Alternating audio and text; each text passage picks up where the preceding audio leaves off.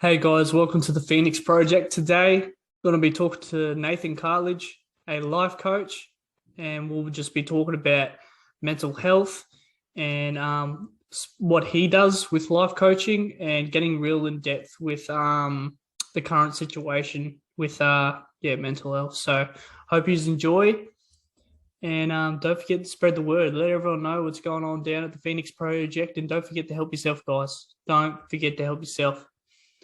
But let's get into it, guys. Hey guys, welcome to the Phoenix Project. I'm here with Nathan Cartledge, the life coach. Welcome to the podcast, man. Welcome. Yeah, thanks, Dylan. I appreciate you having me on, mate. No, sweet as, man. Sweet as. Let's get straight into it. What got you into being a life coach?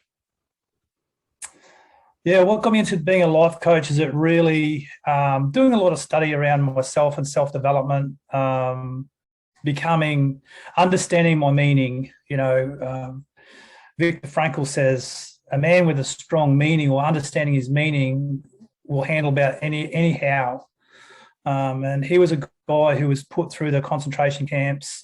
He's a psychiatrist, and he's an incredible guy that actually speaks about this stuff. So for me, it was me developing, this is my meaning and this is my why and these are my values, and realizing that I just want to help people that have been through a journey similar to mine or on any sort of journey that keep hitting a ceiling and can't bust through, that struggle in life, and help people understand that, freedom is there for them and we all deserve to be free. We don't deserve to be locked up inside ourselves. So yeah, that's what got me in. It's just a deep desire to see people get set free, and I've been on my own journey, and yeah, I'm conquering my demons. So that's what it is.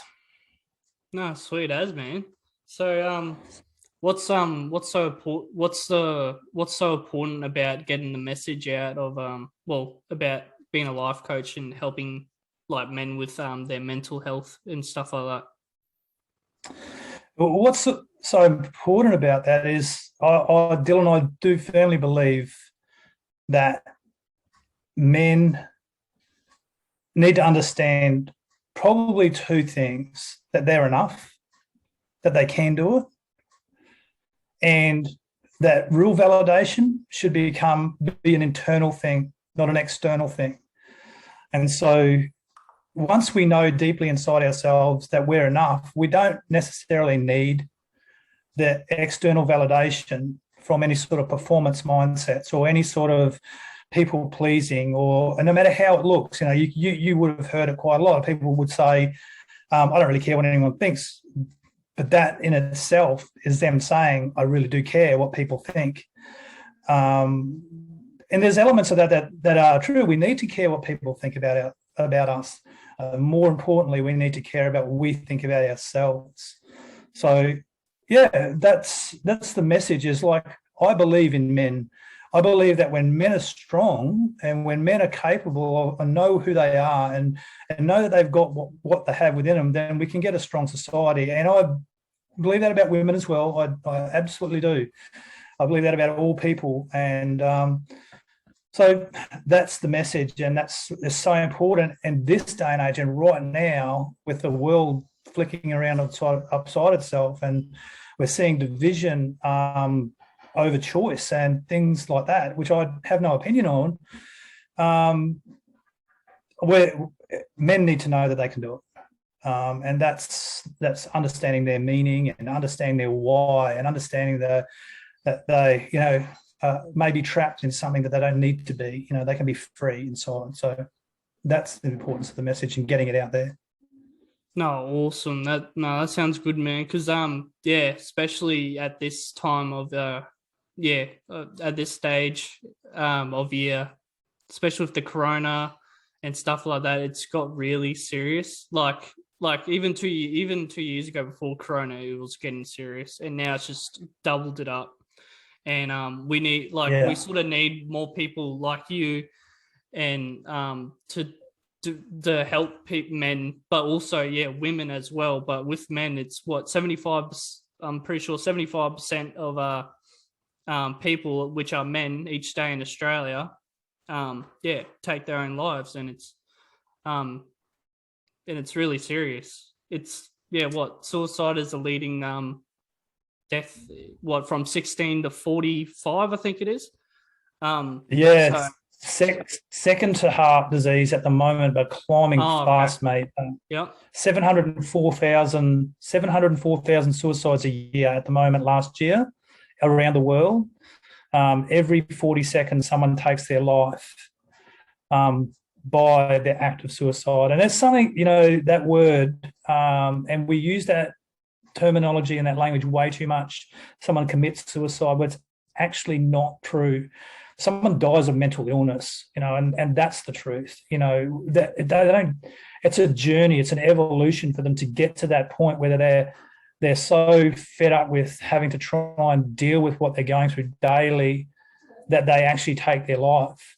And just to add, if you don't mind me adding in this space, hearing people say that death of mental illness is a selfish act is I get shattered when I hear that, because understanding men, one that's been very close to us that has taken his own life in that way, but also having an understanding of other people that I know around this space, they see it as a selfless act because they're sick and tired of putting their family through the shit that they're putting them through and the trauma that they're going through. So it's a big one in Australia.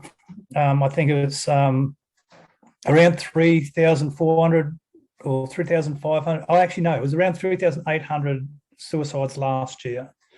And we're not getting the media backup from it. We're getting a lot of people saying, we're locking you down and we're stopping business, and people are just, their mental illness is climbing. So the more people like yourself getting messages out like this on every sort of platform, the better. No, sweet, man. Like what you just said, I haven't heard. It's good to hear your perspective, because I haven't heard like how you're saying with like someone taking their life. You're saying it's more about the mental like the journey of the mental health that made them do it. It's not them actually. I haven't like that's a good way of like I actually learned something. Like you made me think of another way of looking at it, sort of thing. Yeah. And I totally agree with that, man. Like it's mental health is a thing that needs to be more definitely need more looked at, and more people need to be more open to listen and not sort of just push it away and just say, oh, you're just weak, or you just need to put more work in, like, you know what I mean? So if you look at the statistics of this, when you're talking about it's just weak, there's some really amazing guys in Australia and organisations in Australia that really support this, and organisations like I think it's Men's Psychology in Melbourne, people like Matt Grant, Lachlan Stewart.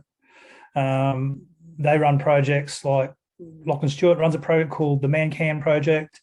My personal coach is Brett Robinson. He runs one breakthrough program for men's health and so on. So there's plenty of organisations. But get this statistic. This is the one that bothers me the most, is that, and I understand, like the real pandemic is mental health in Australia. It really is. It's not the Rona.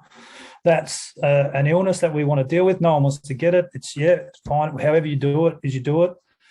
No judgment on anyone there. But the real pandemic is mental health in Australia. And here's a statistic that blows my mind, is that 75% of all men that have mental illness problems don't speak about it. And that's only 25%. And that's what we know. And statistics, we don't know all of them. So that is shattering in a day and age like now. So that's why I am so happy and proud to be on a podcast that you're just starting up about, called the Phoenix Project. And what the Phoenix means is to rise out of the ashes, to come back.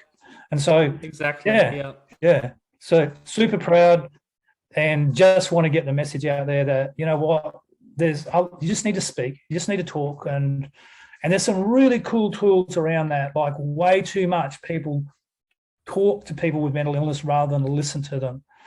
And it's a matter of being empathetic. It's a matter of learning how to listen, to truly understand someone, to be supportive. And no, we haven't been on their journey, but we're here for the journey with them. You know, that's some of the tools that people need to know that, no, you're not going to get judged here. You're going to get loved, and that's the deal. Nah, sweet, man. So, like, what would you say? How do you reckon do you have an idea of how we could fix, well, not fix, but like help people with mental health and sort of grow that we're there for them, like that there's people out here for them and that will listen? How do you think we could, yeah, help grow that and give that mentality to people to know that there's people out there to help them, like life coaches and stuff like Yeah. that? Yeah, that's a really good question, Dylan. That's a really good question, mate, because this could be conflictual personally, because there's a lot of awareness out there that actually don't change the statistics. And that's my thing about statistics. Rather than being 75%, let's get a goal to make it 74. You know, like, yeah, we want it to be zero for sure. That's what we want. But rather than the elephant's too big to go, let's just extinguish it. Like, let's try and get to 74 first and get some momentum on it. And you're asking how do we do that? And I believe that it all comes down to self-leadership. I believe that men will really find their own self-worth in themselves, not in what they do. It's who they are. It's why they're here, their true meaning. And so how do we get that out there? Yeah, there's definitely awareness programs. But it's just having your eyes and ears open. It's like, just recently, I'll be vulnerable here with you and your listeners at the moment, is in March 14th this year, a very close young man to our family who was a part of our family for a long time, took his own life. And we knew that he struggled with darkness, and we knew that, but we didn't understand the depth of that. And the community that he's involved with, he was always vivacious and was always out there having fun, but he never did self-care. And so I think it's more around programs to help men understand they're good enough, that they can do it, that their worth is in them, not in what they do, not in what they have, not having the flashiest cars or the most money or the biggest houses or the best boats. They're all great, and there's nothing wrong with having those things, but they don't bring meaning. So it's building programs that men know that they can join without any judgment, that they're going to get loved, and it's not weak, and it's strong, and it's not sissy either. It's not like, it's not like kumbaya. It's like, yeah. So there's certain things, and I personally, I spend around 3 to 3.5 hours every day on myself, and getting programs that help people understand that's what you need to do. You need to be able to meditate properly. You need to be able to pray if you pray. You need to be able to think clearly. You need to be able to take your time, exercise, drink plenty of water, and eat healthy, and do these things first, the first things in the morning. Don't get out of bed, get yourself a coffee, have a cigarette, and go to work. That's not going to help your mental health. So how do we do it? It's like, let's change the statistics one at a time, and let's find programs that are going to build into men to show them that they can do it. That's how I would approach that. No, sweet. Sorry. Hopefully that answered your question. No, that was good, man. That was a good answer. But sorry to hear about your like family friend. But yeah, it's devastating, but yeah. So what advice would you give to the audience on helping them mentally? If you're not in a community, I encourage you to get into a community where, but a real community. Like, you know, the saying, like-minded people gather to like-minded people. It's like moths to a light. You know, they come to themselves. So I would test the community and make sure it's positive and there's results in the community. If it's seriously, I've heard of a few community groups where people sit around and whinge. And that's just going to continue to build the victim. And like, for all your listeners, how to shift your victim mindset into a mindset of abundance that that knows that things don't happen to them, but they happen for them. You know, life is an opportunity. So I would suggest start there. I would suggest also, so find a community, whether that be a church or whether that be a men's group or, you know, whatever, but test the community. Make sure they're positive. Make sure they're driving towards the right thing that you want to be. Number two, this is one that's really important. Matthew McConaughey was asked, who is your hero? And he said, me in 10 years' time. Yeah. And then when he got in 10 years' time, he was asked the same question and he said the same thing, me in 10 years' time. So number two would be to see the person you want to be in a year. What does that person look like? How does that person think? So see the person you want to be in a year. What does that person look like? How do they think? What are their habits? And what do they have? And then once you've worked out that person that you are in 1 year's time, start doing those habits today. And that's simple. I know it sounds simple. I know, and it's tough because it's more than 23 days to create a habit or 21 days to create a habit. It's like doing something consistently in small increments will create a life that you want. So that's self-leadership, you know, and true mastery of your thoughts and understanding this, Dylan, that we have around 6,000 thoughts a day. That's how many thoughts we have. So how to control your thoughts. And I'm sure that people who are suffering with PTSD and ADHD and all these other things that have in society, they probably have a lot more than that. So it's actually, number three would be trying to master your thoughts, your thought processes. Read books, whether it's with your ears. Like, I have a bunch of audio books I listen to, and I endorse books like Dr. Viktor Frankl, The Men's Search for Meaning of Life, 7 Habits of Effective People. These books that have been around forever that we can use. There's some great ones. Look at reviews of things. If you're listening to a podcast, before you get on a podcast or listen to anyone, make sure that they're spitting the truth that you want, and do your research there. So there's some really minor keys that I would say, but definitely to truly master oneself and know that you're there for a reason, that there's a meaning there. And if you haven't found it, go search.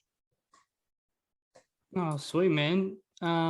So what would you say that, if you don't mind, what do you do weekly? What's your process through the week to deal with your mental health, if you don't mind? Okay, I'll give you my morning routine. This is how I'm becoming a very, very successful person. I have a personal philosophy. I have an understanding of my values and my principles. So when I wake up in the morning, the first thing I do is practice gratitude. And I know that we really need to anchor into being grateful. And there's some awesome studies around what actual being grateful can do for our mental health. So that's the first thing I do. I pray. I spend time with my God every day. I read. I then go into a process of listing out, like journaling certain things. So I journal about my gratefulness. What am I grateful for today? And I journal, and it's systematic. I journal also about the 7 Habits of Effective People. That book, I broke that down for myself, and I've audio cued it for myself. So I actually listen every morning to what I've spoken about each habit, and so because I want to actually make sure that I'm activating those habits, I journal that. I then talk through my philosophy, my own personal philosophy, and what it means to me, and my why. I drink water in the morning, so that's the first part of the morning. That's like an hour and a half. Then the very next thing I do is I exercise. I'll go for a long walk, or I'll go train. I'm on my health journey. I've had some problems with my immune system. I haven't been able to lose weight properly because of it, but I'm on my journey. I've got a functional medical practitioner that I'm working with, as well as other things. So I train, I exercise, I move every day now, and moving just brings energy. After that, I do cold pool. I get straight into cold water immersion. I do 7 minutes in an 8-degree pool every morning, breathing. I do a lot of breathing techniques too. So the breath work, like coherence breathing, box breathing. If your listeners understand that or understand yoga, there's a bit of stuff in yoga about box breathing, and what it does for us to help us calm ourselves and bring ourselves center. And then I pretty well finish it off with some meditation, and that's my morning. Then I'll go and have something to eat and start work. Oh, sweet, man. So I try not to let anything invade that, mate. Yeah.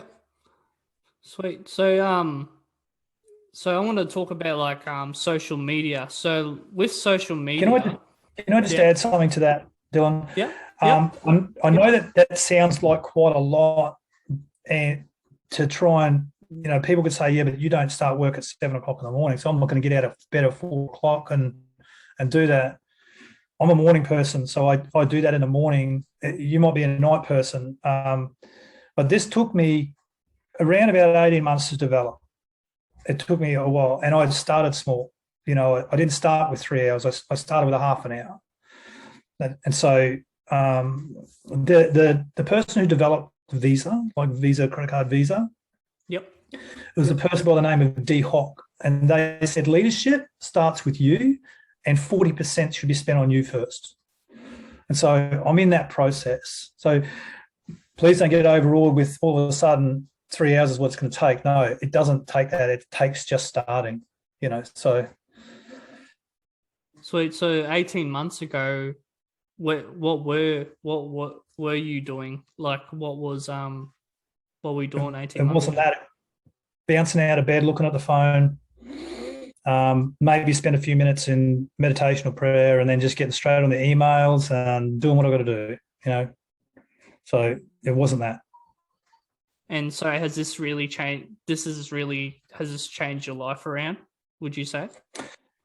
For me, it has. It's been my system that's helped me, and it's built the meaning inside myself. Like, when I decided to care about me, then I realized that I'm worth caring about. No, awesome. So with we can't love others, mate, until we love ourselves. So. That's it, man. That's what I think about as well. You got to worry about yourself before, like, even that it's really good to like think about others. You got to put time into yourself, because if you're too busy worrying about others, you're not going to be able to fix your own problems that are going through your head. But I wanted to bring up stuff about like social media and stuff like that with mental health. Do you believe social media is a big impact on the mental health, like the problem with mental health, would you say? Most definitely. And there is some science to back this up. Now, I'm not an expert in this science. My personal coach is. And he was telling me one day he had a client that was depressive, very, very depressed.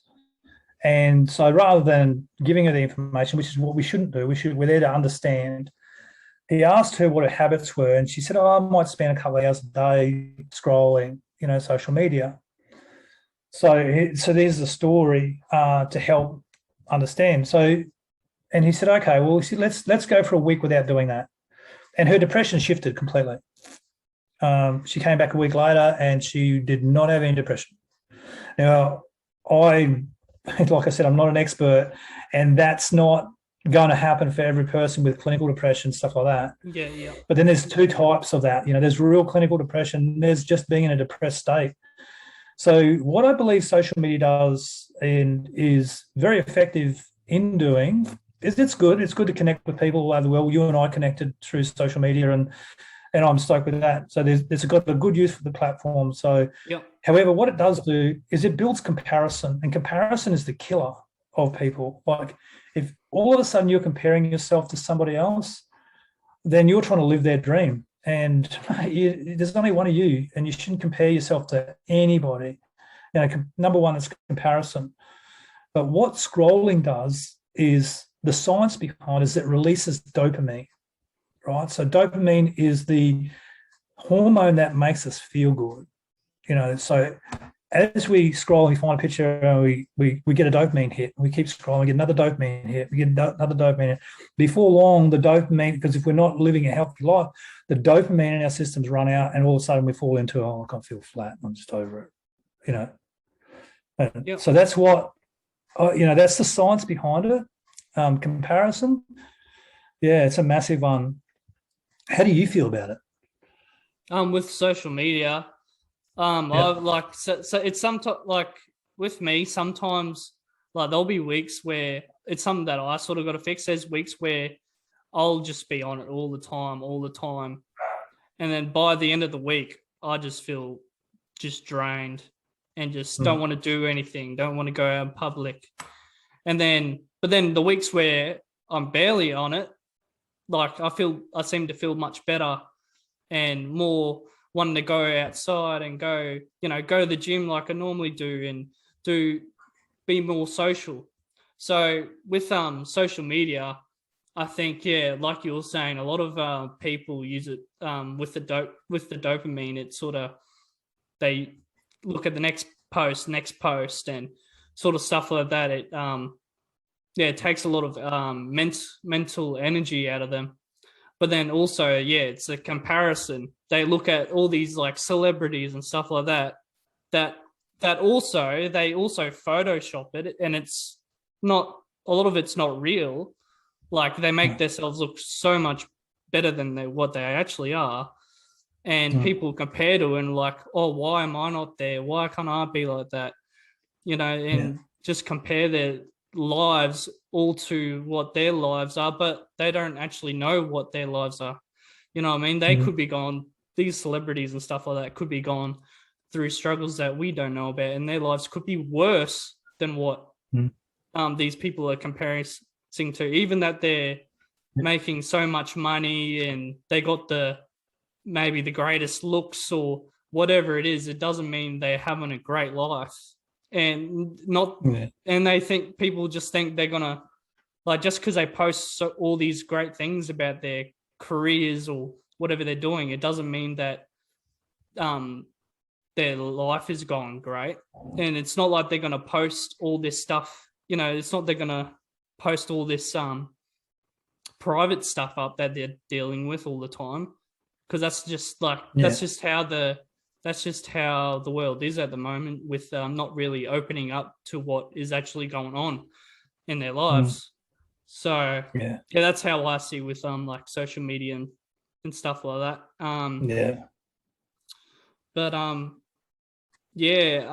So with social media, how often would you say that you really are on it and using it? It's a good question. I have a social media manager that does a lot of my work for me, but I like to answer my own, people who reach out or say something. I like to answer all those questions myself. So that's like honestly fairly new to that style of thing myself. I'm not 6 months into building this thing.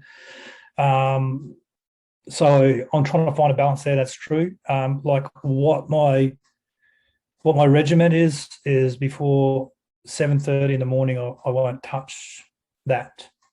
And then I have a lot of time where I do things. And then obviously if I get a message, I like to answer the message. I don't like the fake stuff on social media. because we can look great, and that goes alongside hand in hand with the mental health stuff.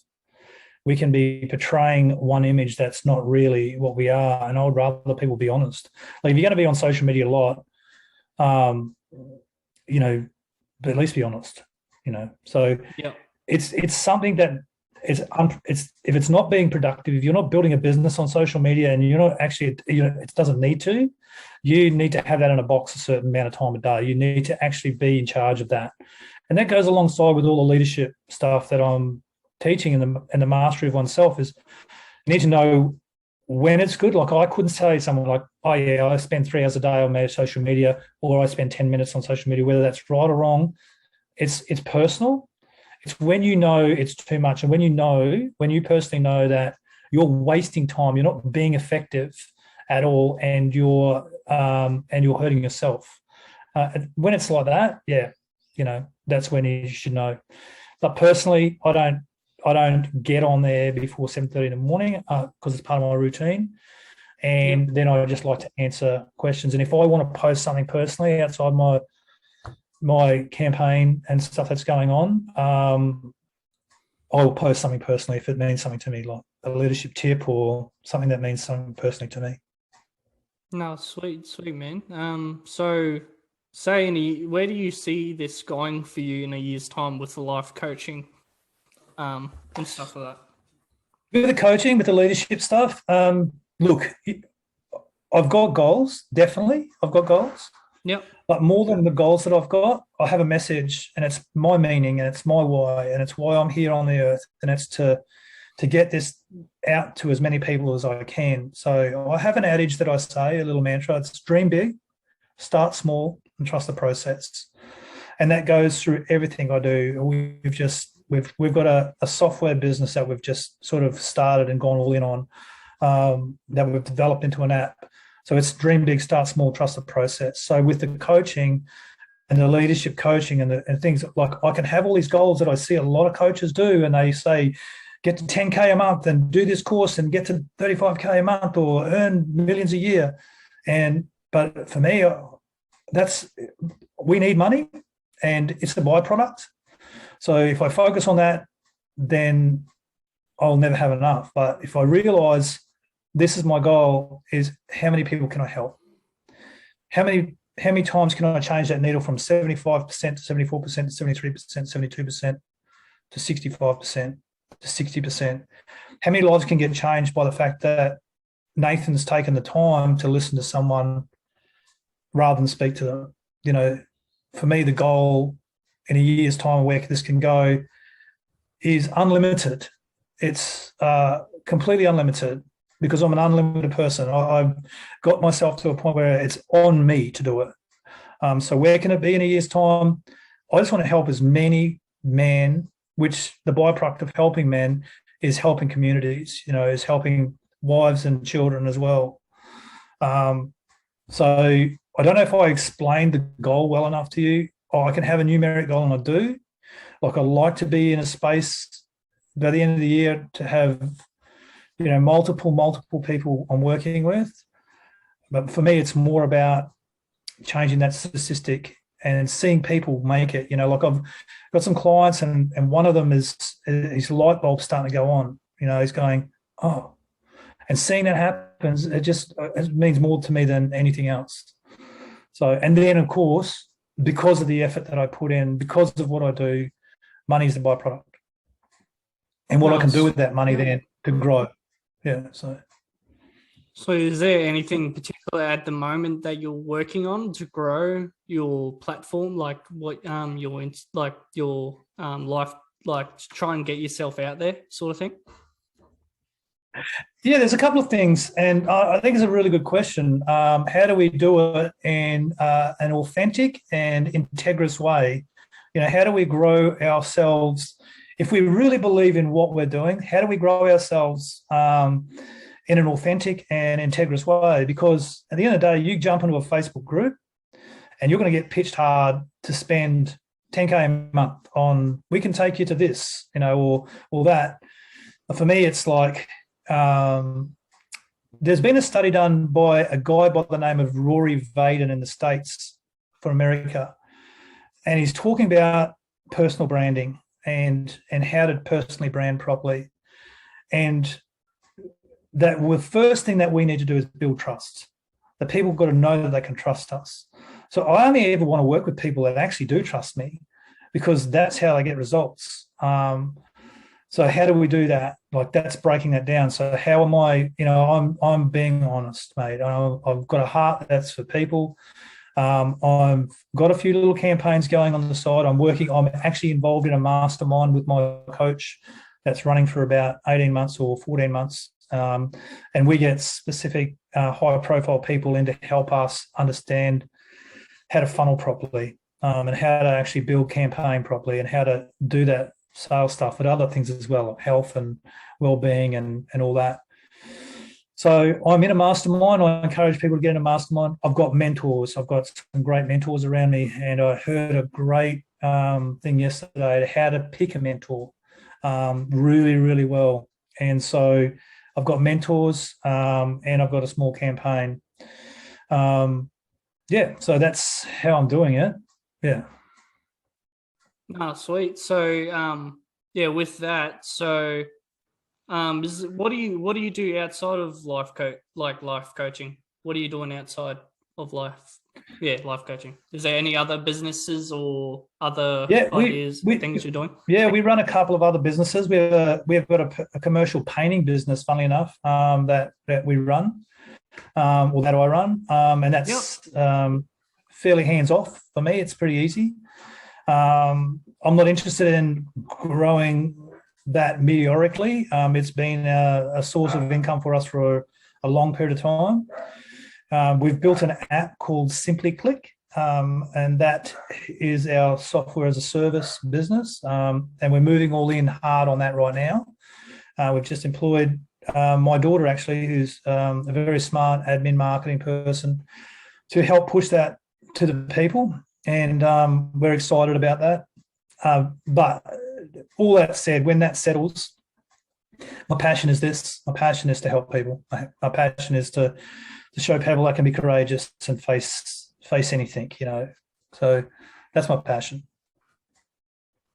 Sweet. So, with the mental health and stuff, how do you self-educate yourself to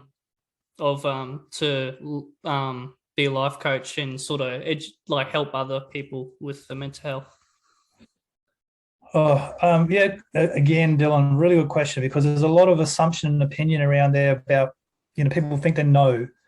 And I don't think we can educate ourselves enough. My big thing, my big ticket item in this space is listening. It's the listening with the desire to understand someone and build trust with that person. So how do I educate myself? I have mentors. I'll research a subject, but I won't go down a rabbit hole because I'm not an expert. If it's needed, I'll point, but I'll go with, if I don't know something, I'm not going to lie about the fact that I don't know, and I'm not going to send someone off without me. I'll go with that person if they need to, the next expert in a field. I don't want to get trapped up in all the education around mental health. There's professionals out there that are so good, and there's, like I said, there's guys that are running programs that are so incredible. Like, it's bloke psychology, as well as we're called in Victoria. There's companies, awareness programs around there that are so good and have a lot of understanding, like Beyond Blue. They run courses, and I think there's Uniting as well as one that run courses. I don't want to do that. All I want to do is listen, understand, care, and be alongside. My focus is leadership, self-leadership, and leadership in business, leadership of yourself. So I do strongly believe that if we can master the leadership of our own self, we will master our mental health. And I do understand that there's an evolutionary process there. It takes time. You need people around you. No, sweet, man. So with life coaching, what's your favorite thing about being a life coach? What's the number one thing that you enjoyed most about it? You know what? It's as a I'm a painter by trade. Now I did that trade early on in my life. And the one thing that you loved about painting something was seeing a transformation. And that's the same. It's the same for me, is coaching someone is seeing the ability of someone to transform themselves from being stuck in a victim mindset, or depressed or something like that, to all of a sudden having life, and then achieving, becoming unlimited, becoming uber wealthy because they can, if they choose to, or stepping over the line into something that's taking a lot of courage, and knowing they have the mental assent, the heartbeat to go after it. So, and understanding also, Dylan, that there's a strong makeup of us that we need to focus on. That's our physical, our mental, our emotional, and our spiritual health. There's not just one of those. We need to balance those out in almost like the yin and yang. We need to have those really balanced. Our mental health, our physical health, our emotional health, like our emotional intelligence, and like they've got to grow at a great pace, and also our spiritual health. They've all got to be in a very, very good place, a balanced place. It doesn't mean they're perfect. They can't be. There's no such thing as perfection. We'll never get there, but it's on a journey to having those in balance. So I love that about life coaching. I love seeing people go, oh, I'm feeling transformed. I'm feeling great. I've got breath in my lungs again, and away I go. No, sweet, man. The other thing I like about life coaching is I have exit plans. Is I'm not interested in being someone forever. They just need training wheels for a little bit, and then they can do it themselves. And I'm looking forward to seeing people's results in a couple of years' time that I used to coach. They don't need me forever. They can do it. Do you, if you don't mind saying, is there any results that you have got with anyone yet? Yeah. Yeah, I've got some testimonials there. But, yeah, absolutely, yeah. I'm working with a young musician was struggling with. He gets panic attacks. Doesn't believe he's good enough, and just through a couple of simple process, and these panic attacks would get that bad that he would lose his hearing for 45 minutes. No, okay, yeah. How's that? Yeah, right. So just through a few little techniques. Yeah, so just through a few little techniques that we worked together with, he was able to control that.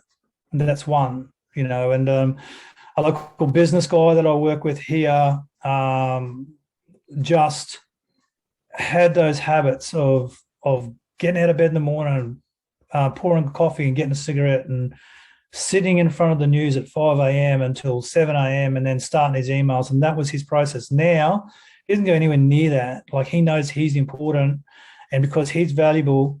Here's the thing, like, he was a people pleaser. He worked very hard worker, very smart business guy, very good tradesman, very good quality, had a great team, and yet he didn't value himself. And so he'd work with a guy on the Gold Coast he worked for, that was a very high profile guy. But the guy was able to control my client, because my client was a people pleaser. And so in a short space of time, it only took us maybe a month and a half to get him to be able to say, and he did it, I didn't have anything to do with it, so I just worked with him. Him able to say no. Number one, why am I saying no? What should I say no to? And he said no to this very high profile guy who, no one would probably want to say no to. He said, no, I'm not going to work for you anymore. Then we started working on his value about himself. Like, you need to value you. You are the most important commodity in your life and business. You. And what are you worth? Just the other day, we had a coaching session, and he spoke to me. He said, I've got to tell you some good news. He said, that very high profile person that I used to work for that I said no, called me up and said, I want you to come back. And he said, well, it's going to cost you this much a day. And that figure blew my mind.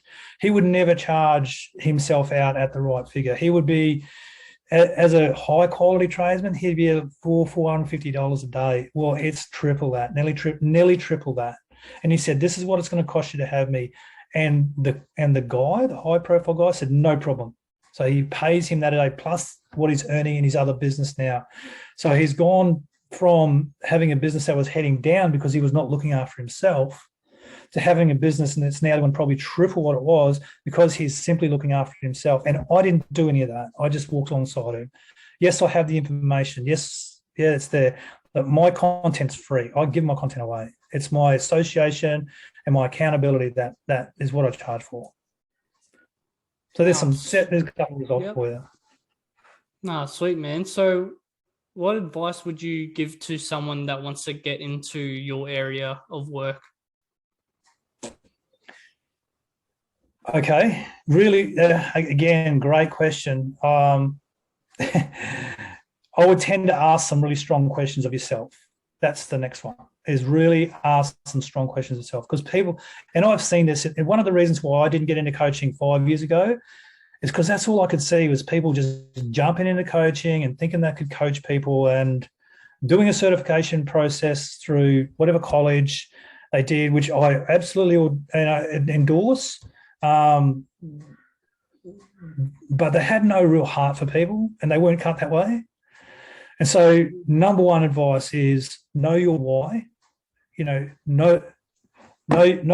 your why, know what you're here for, know your meaning, understand your values. Whatever you do in life, whether it be coaching or whether it be major podcaster like you, Dylan, or whatever it is, make sure that you align your life with your values in all things. There's some great stories about people who are saying no to things because it doesn't align with their values. So if you want to get into coaching, make sure it is who you are. Make sure it's not what you want to do to make a lot of money. That shouldn't be the reason. It should be because you want to make a difference in people's worlds. Because you want to see the 75%, go to 74%, go to 73%. That should be the reason. But you've really got to know why. Your why. You might be a physical coach, a health coach, or whatever it is, but you've got to know your why. It's got to line up with who you are. Otherwise, you're going to get in and struggle. No, sweet, man. Well, that's all the questions I had for you, man. I really appreciate you for coming on. Is there anything you'd like to share or promote before we end this podcast? Look, if you want to follow me, jump on my Instagram. It's Nathan.Cartledge. That's Cartledge. But more than anything, Dylan, honestly, I just want to promote your business and what you're doing because, there's a million me's out there and you're a young guy and you're taking the bull by the horns by developing something that is going to get a lot of people help, and like if I want to promote anything, it'd be like, hey, get the Lifeline number in your phone as an emergency dial, get Beyond Blue in your phone as an emergency dial, reach out to Dylan, like honestly, just hit message and subscribe and like and hit message if you've got anything you need there. Any questions that anyone want to ask me, you can DM me, Facebook or Instagram, anything you need. Yeah, but, I'm looking forward to this journey together, Dylan. I'm not going to be a one-time guest on your podcast. I'm going to follow you, mate. I'm going to promote you and endorse you. So, the stuff about me, I'm not overly concerned about. Like, I just want to, empower young guys like yourself to get off a ledge and get going, Does that make sense? Sweet. Yeah. Sweet. No, thanks for that. I really appreciate that.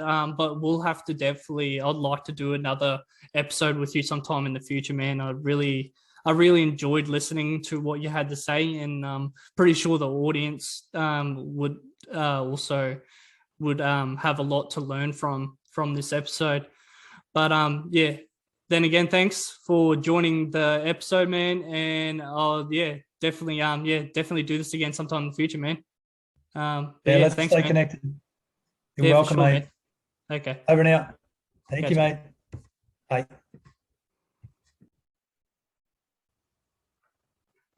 Hey guys, I hope you enjoyed the video of Nathan Cartledge. I hope you really learned some stuff about mental health and ways to better yourself, but also mate, send him a DM, man. He's really good with the mental health, especially if you're a male, but even if you're a female, yeah, definitely give him a text, and he will be able to give you plenty of direction, especially from what we heard, if you heard from the whole episode. But yeah, if you enjoyed it, guys, don't forget to subscribe if you're on YouTube, and like. If you're on Spotify, don't forget to share it, guys. Let everyone know what's going on down at the Phoenix Project, and don't forget to help yourself, guys. Spread the word. But yeah, don't forget to help yourself, and hope you have a good one, guys. See yous.